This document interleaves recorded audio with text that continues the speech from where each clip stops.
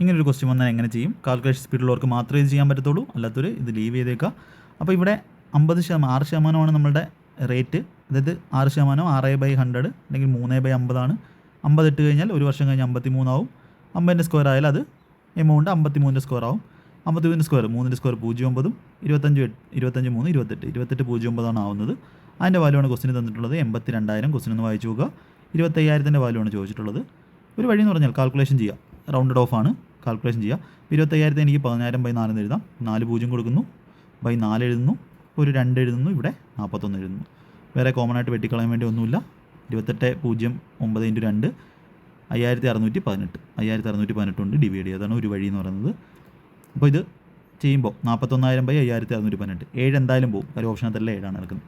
അപ്പോൾ 7 വെച്ച് മൾട്ടിപ്ലൈ ചെയ്യുമ്പോൾ 56, 5, 2, 1, 42, 1, 43, 4, 39 സംതിങ് വരും.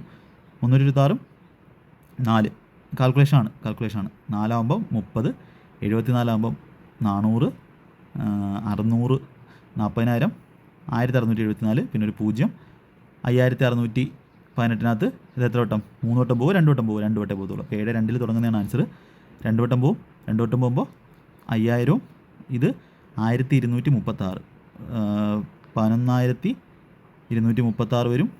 ഡിഫറൻസ് ഒരു 4 കൂടെ കൂട്ടിയാൽ 230 പിന്നെ 700 അല്ലേ, 740 ആണ്. 4 കൂടെ കൂട്ടി പിന്നെ 500 കൂട്ടുമ്പോൾ 540 740. 500 കൂട്ടുന്നു, 504, പിന്നെ 5,504 ആണ് വരുന്നത്.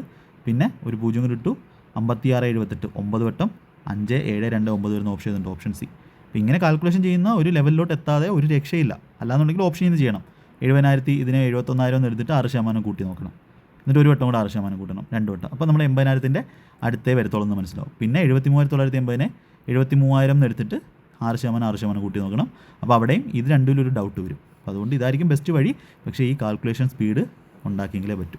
അതിന് വേറെ ചുമ്മാ ഇരുന്നിട്ട് കാര്യമൊന്നുമില്ല, ചെയ്യണം. ഡെയിലി എക്സസൈസ് ചെയ്യണം. അതിൻ്റെ കാര്യങ്ങളെല്ലാം, കാൽക്കുലേഷൻ എക്സസൈസിൻ്റെ കാര്യങ്ങളെല്ലാം ഇവിടെ പറഞ്ഞിട്ടുണ്ട്. നോർമൽ ലെവലിൽ നിങ്ങൾക്ക് ചെയ്യാൻ പറ്റുമെന്ന് തോന്നുന്നില്ല, പക്ഷേ അതിൻ്റെ സൊല്യൂഷൻ ഞാൻ പറഞ്ഞു തരും. അപ്പോൾ ഇങ്ങനെ ഞാൻ ചെയ്തെടുക്കും. ആൻസർ ചെയ്യുമെന്ന് വെച്ചാൽ ചെയ്തെടുക്കും. പക്ഷേ അതിനെന്ത് വേണം? നല്ല കാൽക്കുലേഷൻ സ്പീഡ് വേണം. അത് നമ്മുടെ ചാനലിലെ ഓരോ ക്ലാസ് കാണുമ്പോഴും നിങ്ങൾക്ക് മനസ്സിലാവും. ഇതൊന്നും നിങ്ങൾക്ക് വേറെ എവിടെയും കിട്ടത്തില്ല. ഇങ്ങനെയൊന്നും കാൽക്കുലേഷൻ ചെയ്ത് നിങ്ങൾക്ക് കിട്ടത്തില്ല. അപ്പോൾ അതുകൊണ്ട് മാക്സിമം ഷെയർ ചെയ്ത് കൊടുക്കുക. ചാനൽ സബ്സ്ക്രൈബ് ചെയ്യുക. കണ്ടിട്ടും സബ്സ്ക്രൈബ് ചെയ്തിട്ടാണെങ്കിൽ ചാനൽ സബ്സ്ക്രൈബ് ചെയ്യുക, ഷെയർ ചെയ്ത് കൊടുക്കുക. ഓക്കെ, വീഡിയോസ് എല്ലാം കാണാൻ നോക്കുക. Thank you.